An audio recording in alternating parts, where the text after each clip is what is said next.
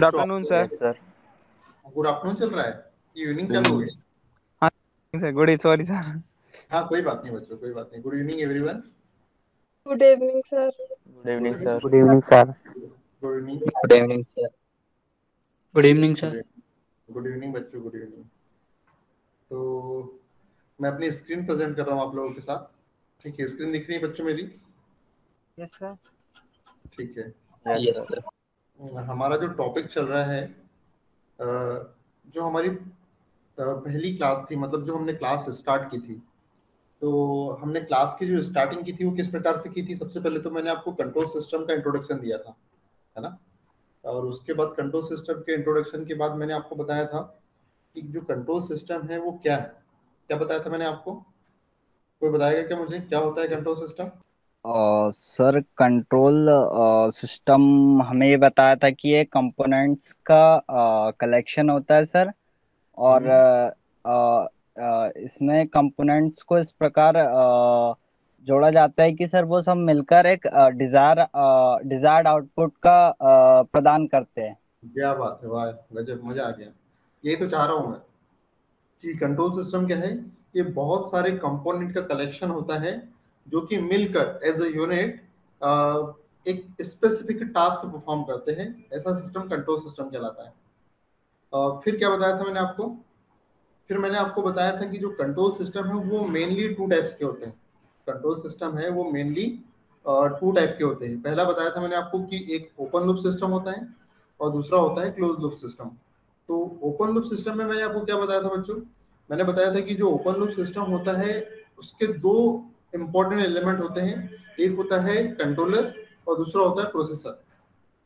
तो जब भी हम इनपुट देते हैं ओपन लूप सिस्टम को, तो कंट्रोलर क्या करता है, according to requirement of processor या हमारे सिस्टम की जितनी रिक्वायरमेंट है उसके अकॉर्डिंग इनपुट से सप्लाई लेता है और उसके बाद वो किसे देता है? प्रोसेसर को।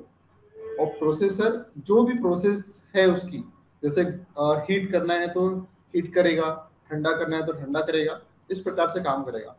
लेकिन ओपन लूप सिस्टम में बच्चों प्रॉब्लम क्या है कि वहां पर मतलब ह्यूमन का इन्वॉल्वमेंट आवश्यक है। ह्यूमन को इन्वॉल्व होना पड़ेगा, क्योंकि अगर ह्यूमन वहां इन्वॉल्व नहीं होगा तो क्या होगा?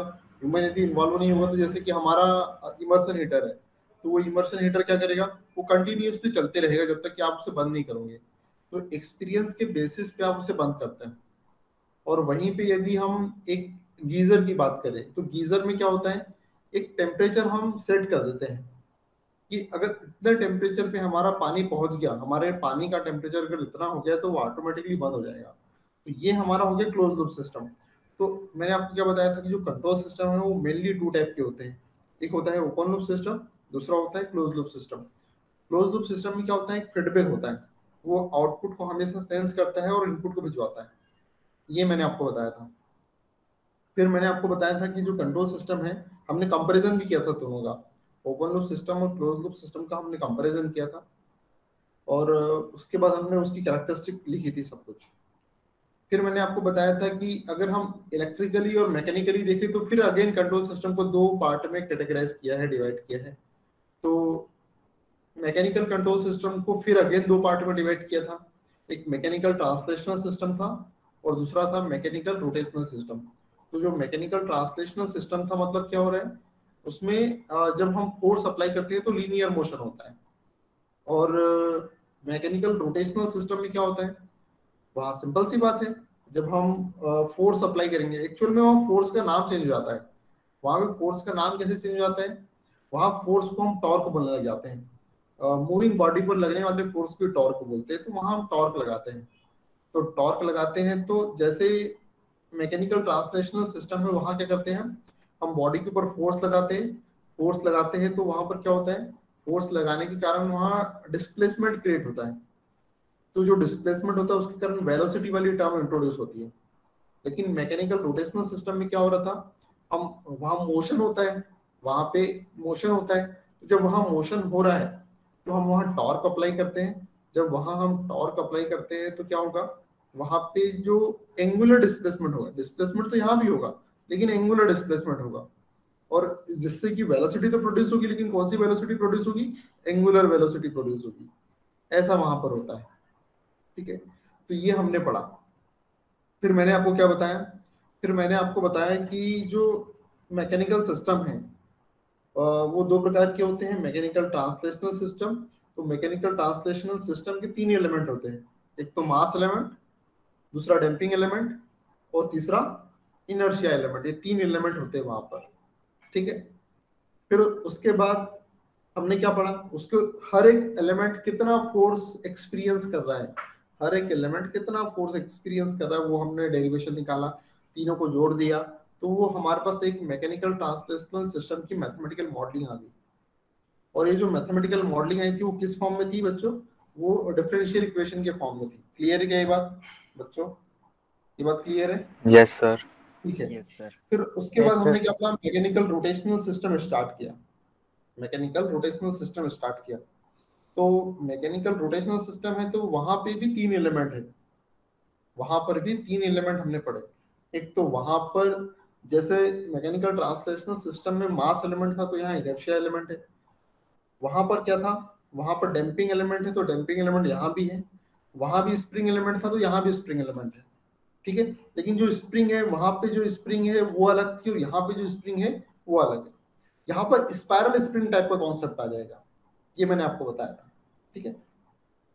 देखना जरा एक बार, यहाँ पर कुछ इस प्रकार की स्प्रिंग होती है, मैं बना रहा हूँ अपने टेप के ऊपर, ये देखो इस प्रकार से स्प्रिंग होती थी वो, ठीक है। तो जो कल की क्लास थी या प्रीवियस क्लास थी उसमें मैंने आपको इनर्शिया एलिमेंट के बारे में समझाया था कि जो इनर्शिया एलिमेंट है वो भी एक एनर्जी स्टोरिंग एलिमेंट है।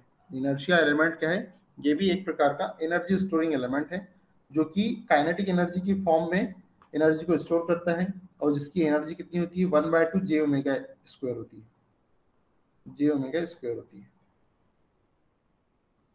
और जब मैं आपको मास एलिमेंट पढ़ा रहा था, तब वहां कितनी एनर्जी थी? 1/2 mv स्क्वायर। तो ये मास की प्लेस इनर्शिया ने ले ली, और लीनियर वेलोसिटी की जो प्लेस है वो एंगुलर वेलोसिटी ने ले ली, ठीक है। तो ये हो गया हमारा मोमेंट ऑफ इनर्शिया, ये हमारा हो गया एंगुलर वेलोसिटी। क्लियर है बच्चों? ठीक है, ये हमने यस सर। अब ये इनर्शिया एलिमेंट देखो। हाँ बच्चे कुछ बोल रहे हो क्या? चलो, ये इनर्शिया एलिमेंट है। तो अब ये इनर्शिया एलिमेंट है, मतलब यहाँ रोटेशन हो रहा है, यहाँ जो मोशन हो रहा है वो रोटेटिंग फॉर्म में हो रहा है। तो यहाँ पे टॉर्क अप्लाई किया हमने, जैसे टॉर्क अप्लाई किया तो एज अ रिजल्ट क्या हो जाएगा? एज अ रिजल्ट यहाँ पर एंगुलर डिस्प्लेसमेंट होगा, और जब एंगुलर डिस्प्लेसमेंट होगा तो एंगुलर वेलोसिटी आएगी। जब एंगुलर डिस्प्लेसमेंट आएगा तो एंगुलर वेलोसिटी आएगी, ठीक है बच्चों। तो ये तीनों टर्म आई। फिर हम न्यूटन्स लॉ लगाते हैं कि भाई ये टॉर्क लग तो रहा है, लेकिन कितना लग रहा है बॉडी के ऊपर। तो न्यूटन्स के लॉ के अकॉर्डिंग जो फोर्स का जो फार्मूला लीनियर मोशन के लिए होता है वो क्या है? Force equal to mass into acceleration. तो वही फार्मूला फोर्स का स्थान कौन ले लेगा? जब मोशन की बात करें तो फोर्स की जो प्लेस है वो टॉर्क ले लेगी। एक मिनट, हाँ ठीक है, फोर्स की जो प्लेस है वो टॉर्क ले लेगी। रुको बच्चों,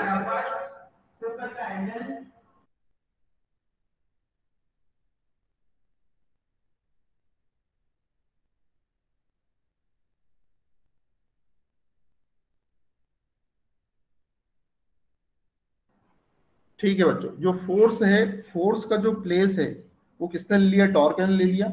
और ये जो मास का प्लेस है वो इनर्शिया ने ले लिया, और एक्सेलरेशन का प्लेस एंगुलर एक्सेलरेशन ने ले लिया। ये तीनों यहाँ पर आ गए।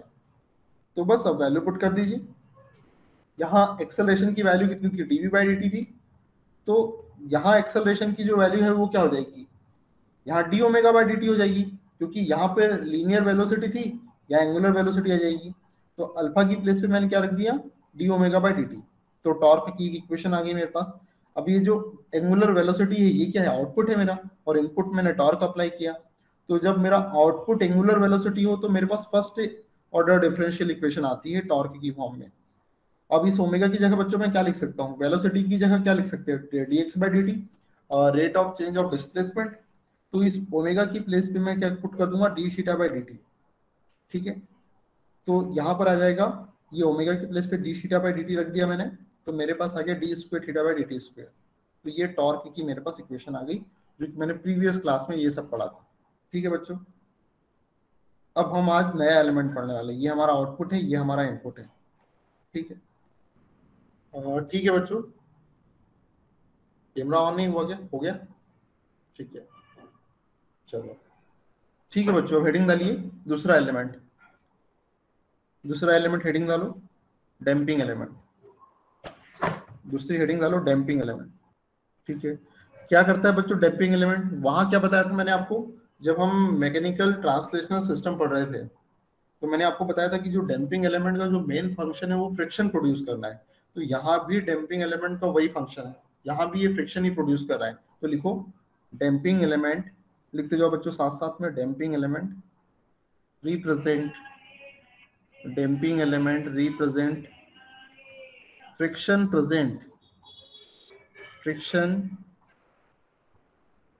present in system। damping element represent friction present in system। लिख लिया ये? Yes sir. ठीक है, it is energy dissipating element. पता ही है, सिंपल सी बात है, जब फ्रिक्शन होगा तो वो एनर्जी को डिसिपेट करेगा। It is energy dissipating element, energy dissipating element। it is energy dissipating element।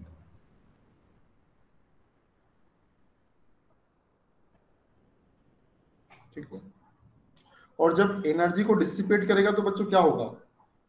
Actual में पावर का लॉस होगा। एक्चुअल में अगर फ्रिक्शन हो रहा है तो एनर्जी डिसिपेट हो रही है, एनर्जी डिसिपेट हो रही है, इसका मतलब क्या हो रहा है? पावर का लॉस हो रहा है। Then power loss,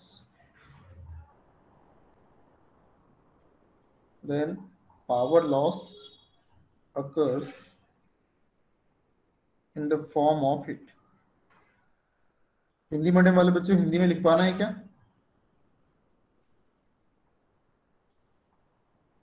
yes sir, लिखा है। लिखवा दूं?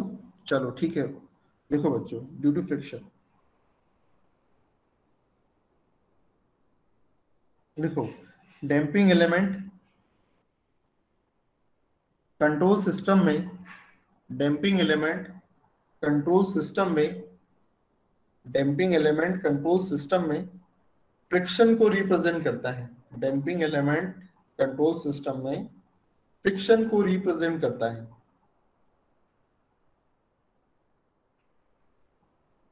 फ्रिक्शन के कारण एनर्जी का डिसिपेशन होता है। फ्रिक्शन के कारण एनर्जी का डिसिपेशन होता है। फ्रिक्शन के कारण एनर्जी का डिसिपेशन होता है।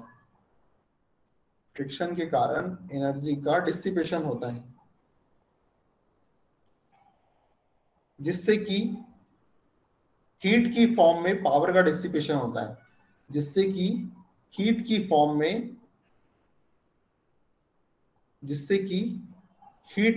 में पावर का डिसिपेशन होता है। जिससे कि हीट की फॉर्म में पावर का डिसिपेशन होता है। लिखिए बच्चों, जिससे कि हीट की फॉर्म में पावर का डिसिपेशन होता है। लिखो बच्चों, पावर इक्वल्स टू, कितना पावर लॉस होता है? F into omega square. जैसे कि वहां पढ़ रहे थे बच्चों, वहां क्या था? F into V square. जब हम मास एलिमेंट वहां डैम्पिंग एलिमेंट पढ़ रहे थे ट्रांसलेशनल सिस्टम में, तो वहां क्या फार्मूला था पावर लॉस का? याद करो, F इंटू वी स्क्वायर था। बस सिर्फ यहाँ लीनियर वेलोसिटी थी उधर मैकेनिकल ट्रांसलेशनल सिस्टम में, और मैकेनिकल रोटेशनल सिस्टम में बस वेलोसिटी एंगुलर हो जाएगी, बाकी और कोई चेंज नहीं आएगा। हियर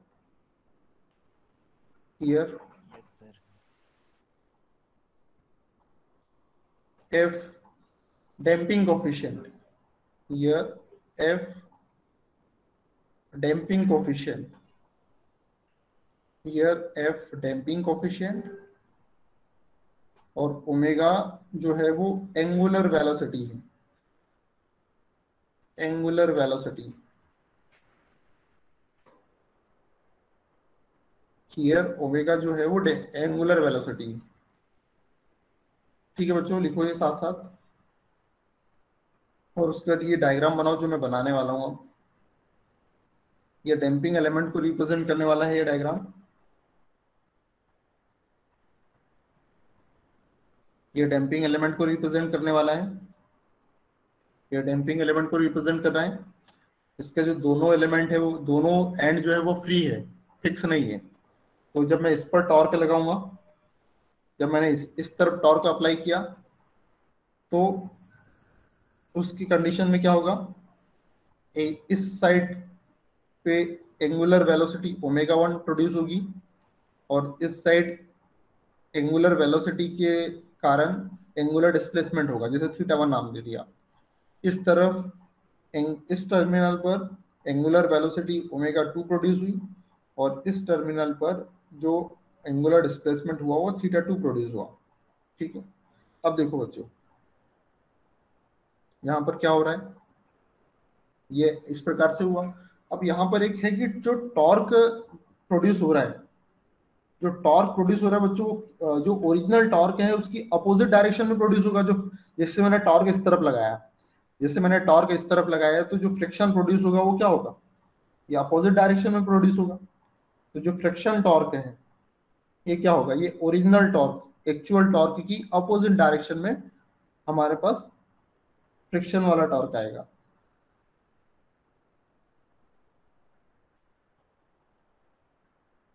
ठीक है, ये फ्रिक्शन वाला टॉर्क है।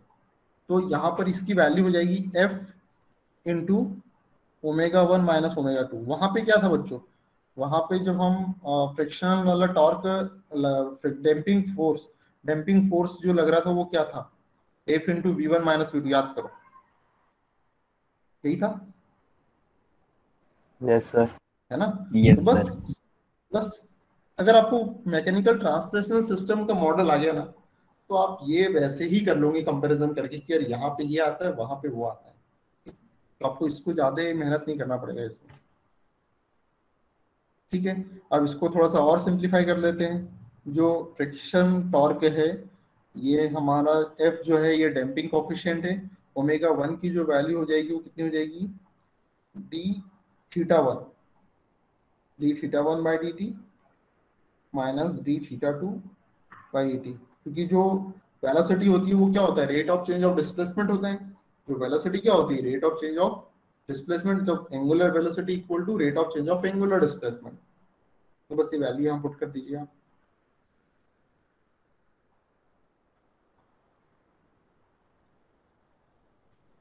यहाँ D by D T common निकल जाएगा, तो अंदर बच जाएगा थीटा 1 माइनस थीटा 2। तो जो थीटा 1 माइनस थीटा 2 है वो जनरली उसका जो रिजल्टेंट होगा वो भी एक डिस्प्लेसमेंट होगा। तो frictional torque equal to damping coefficient D theta by D T.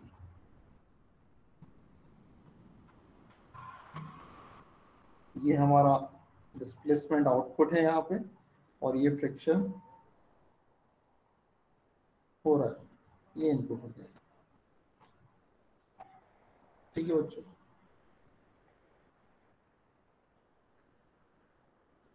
ठीक है, ये लिख लो। ये हमारा डैम्पिंग एलिमेंट के कारण ये वाली टर्म इंट्रोड्यूस हुई है, डैम्पिंग एलिमेंट का, due to damping element.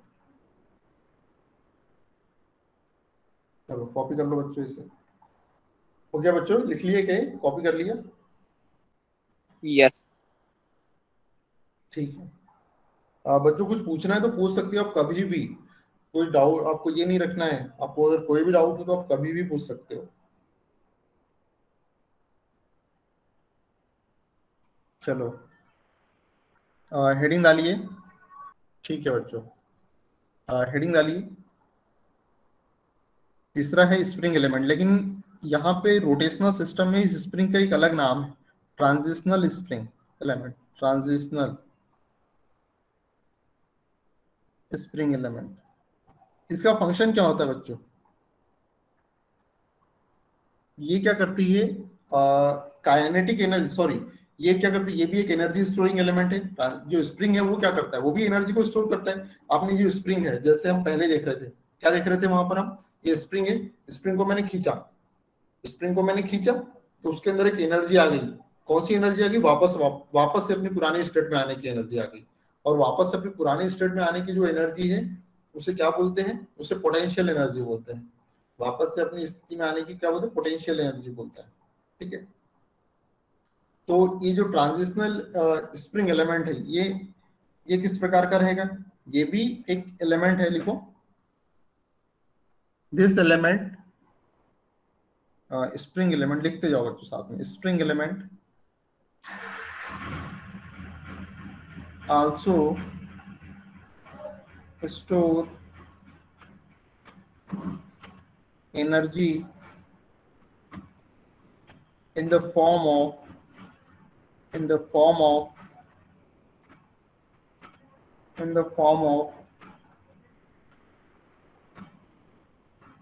potential energy, potential energy। ठीक है, अब ये मेरा स्प्रिंग एलिमेंट है, ये मेरा स्प्रिंग एलिमेंट है।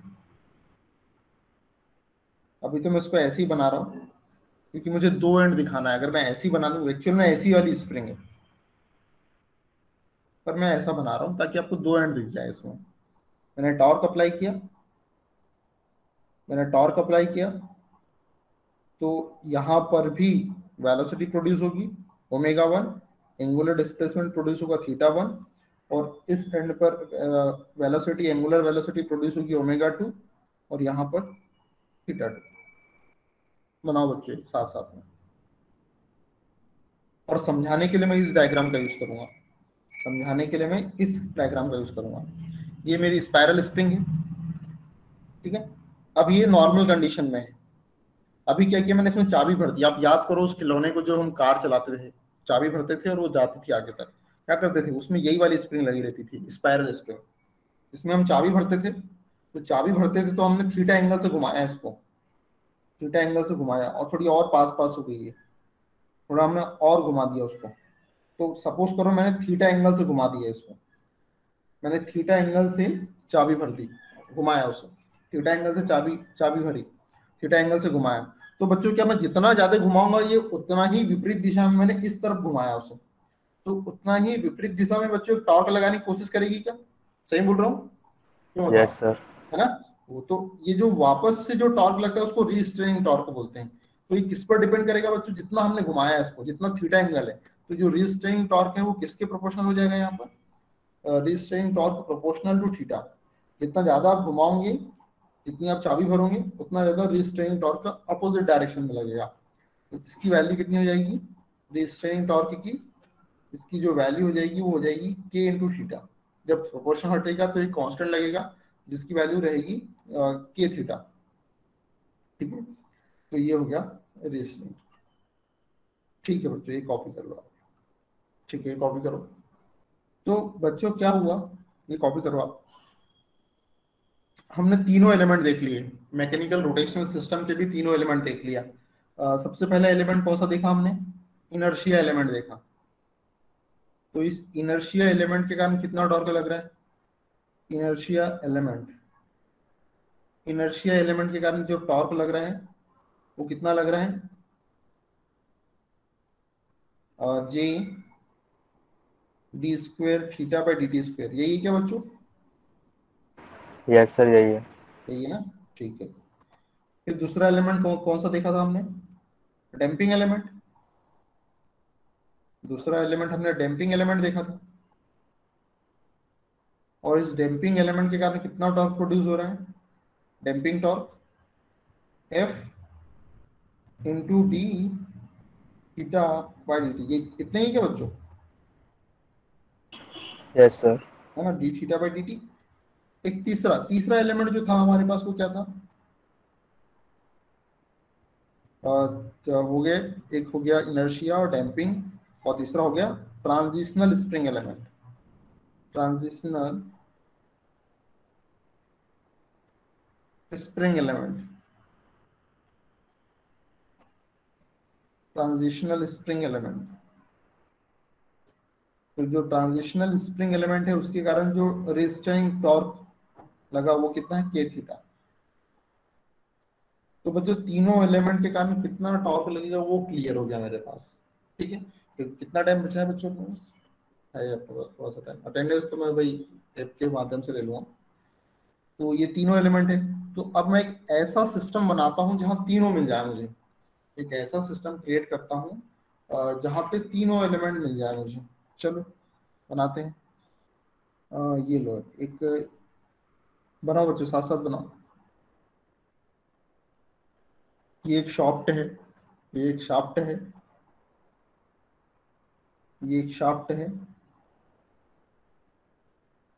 ठीक है, और ये शाफ्ट जो है साथ में यहाँ पे एक स्प्रिंग भी लगी हुई है। एक मूविंग पार्ट है लेकिन वो स्प्रिंग से कनेक्टेड है। एक मूविंग पार्ट है, ये पार्ट मोशन कर रहा है लेकिन वो स्प्रिंग के थ्रू मोशन कर रहा है। एक पार्ट है लेकिन ये मोशन तो कर रहा है, लेकिन इसकी जो एक्सिस है इस पे एक स्प्रिंग लगी हुई है। ठीक है, तो अब क्या किया मैंने, ये इसकी एक्सिस है, ये इसकी एक्सिस है, और क्या किया, इसको मैंने मोशन करवाया। कैसे मोशन करवाया, इसको मैंने थीटा एंगल से घुमाया। ठीक है, इस तरफ मैं थीटा एंगल से घुमाया इसे। ठीक है, इतना मैंने एंगुलर डिस्प्लेसमेंट किया। तो उसके लिए क्या करना पड़ेगा, ये एंगुलर डिस्प्लेसमेंट कब होगा, जब मैं इसके ऊपर टॉर्क अप्लाई करूंगा। तो सबसे पहले मैंने एक टॉर्क अप्लाई किया होगा यहाँ पर, सबसे पहले मैंने इसके ऊपर एक टॉर्क अप्लाई किया होगा। सबसे पहले मैंने इसके ऊपर एक टॉर्क अप्लाई किया होगा। जब मैंने टॉर्क अप्लाई किया तो ये इसमें क्या हुआ, एंगुलर डिस्प्लेसमेंट हुआ। और ये एंगुलर डिस्प्लेसमेंट क्यों हो पाया, क्योंकि इसमें वेलोसिटी प्रोड्यूस हुई होगी एंगुलर, इसमें एंगुलर वेलोसिटी भी प्रोड्यूस हुई होगी, इसमें एंगुलर वेलोसिटी प्रोड्यूस हुई होगी। और फिर एज अ रिजल्ट यहाँ पे एंगुलर डिस्प्लेसमेंट थीटा हुआ। तो ये सब पैरामीटर यहाँ पर हुए। ठीक है, तो जब मैं इस तरफ घुमा रहा हूँ तो spring restraining force opposite direction में लगाएगी, टी आर। मैंने टॉर्क इस तरफ लगाया तो जो स्प्रिंग है वो रिस्ट्रेनिंग टॉर्क इस तरफ लगाएगी।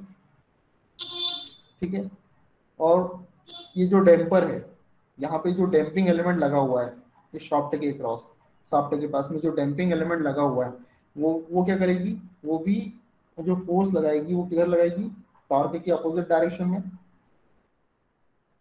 डैम्पिंग। ठीक है, और जो टॉर्क है वो मेरा इस तरफ लगा है। ठीक है, चलो तो देखते हैं जरा, है ना बच्चों। इतना बनाओ जरा, डायग्राम बनाओ आप लोग। समझ में आया ना बच्चों मैं क्या बोलना चाह रहा हूँ आपको? Yes sir. ठीक है, यस सर। ठीक है बच्चों, यस सर। बन गया बच्चों, हो गया बच्चों? यस सर, हो गया। Yes sir. ठीक हो गया। यस ठीक है सर। बच्चों, ठीक है। Yes sir. तो देखो अब क्या हो रहा है,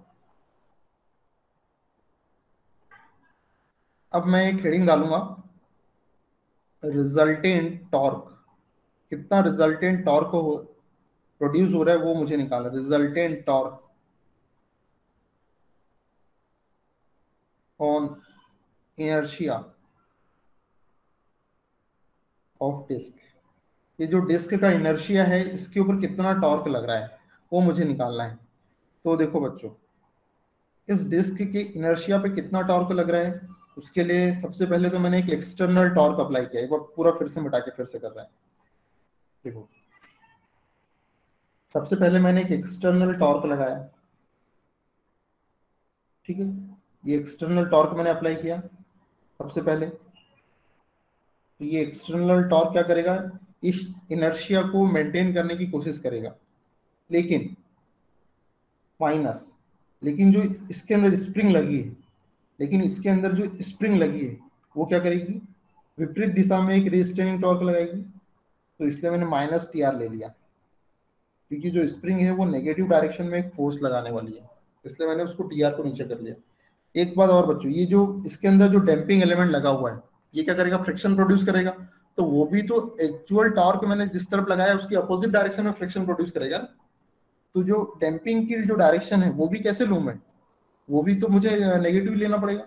क्योंकि वो भी मेन एक्सटर्नल टॉर्क की विपरीत दिशा में लगने वाली है। ठीक है बच्चों, ये हो गया, ये 3 टॉर्क हो गए। और उसके बाद जो फाइनल टॉर्क है वो इनर्शिया टॉर्क है। तो जब ये तीनों टॉर्क कंबाइन हो जाएंगे तब जाके हमें इनर्शिया कितना हो रहा है, इनर्शियल पे कितना टॉर्क लग रहा है वो पता चलता है। क्लियर है क्या बात बच्चों मेरी? जैसे वहां पे किया था हमने, जब हम मैकेनिकल ट्रांसलेशनल सिस्टम पढ़ रहे थे तो वहां पे हमने एक एक्सटर्नल फोर्स अप्लाई किया था, और फिर उसके बाद वहां भी एक डैम्पिंग एलिमेंट था, तो वो डैम्पिंग एलिमेंट के कारण कितना फोर्स लग रहा है, एफडी। फिर वहां पर हमने देखा था कि स्प्रिंग के कारण कितना रिस्ट्रेनिंग फोर्स लग रहा है, और तीनों का जो कंबाइंड फोर्स है वो मास के ऊपर कितना लग रहा है वो हमने इक्वल कर दिया था। ओके, इसको थोड़ा सा और सेट करते हैं। तीनों का कंबाइंड मास पर कितना इफेक्ट पड़ रहा है, तो वही चीज यहाँ पर भी है कि इन तीनों का कंबाइंड इफेक्ट हमारे इनर्शिया पर कितना पड़ रहा है इस डिस्क के, वो हमें देखना है। तो एक्सटर्नल टॉर्क तो हमने लगाया है तो उसको रहने दो। रेस्ट्रेनिंग टॉर्क की जो वैल्यू है वो कितनी है, के इंटू थीटा है। डैम्पिंग टॉर्क की जो वैल्यू है वो कितनी, F into D theta by D T है। और जो इनर्शिया पे जो टॉर्क लगता है वो कितना है, J into D square theta by D T square.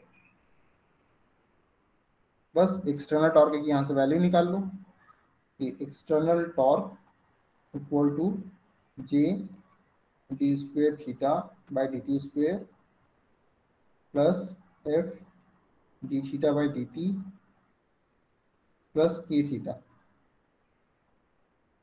चलो बच्चों कॉपी कर लो, कितना रिजल्टेंट टॉर्क एक्सटर्नल टॉर्क इस पर अप्लाई हुआ है वो सब हमें पता चल गया इन तीनों से।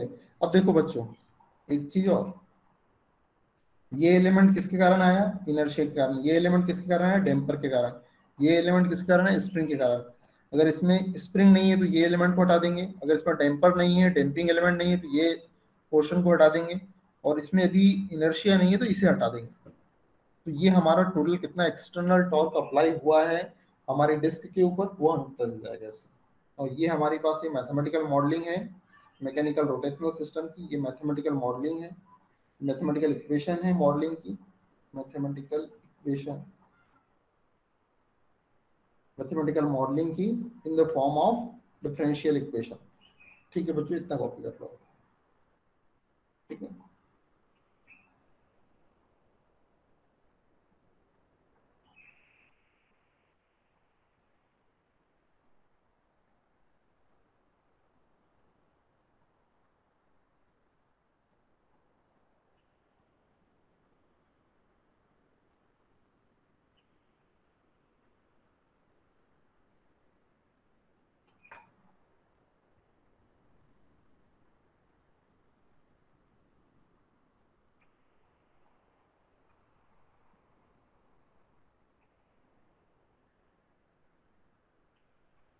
ठीक है बच्चों, इतना लिख लो, उसके बाद आप लीव कर सकते हो क्लास को। अब कुछ पूछना है तो आप बिल्कुल पूछ सकते हो मुझसे। सर जी वो आकांक्षा दीदी की अटेंडेंस लगा दीजिए, उनका डाटा खत्म हो गया। आकांक्षा दीदी की, ठीक है बच्चे, लग जाइए।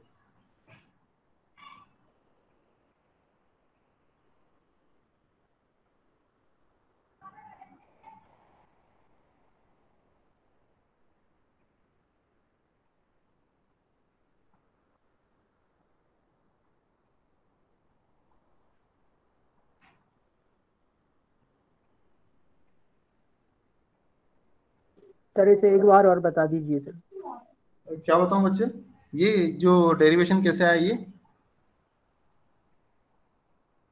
सर ये डायग्राम के यहाँ से सर।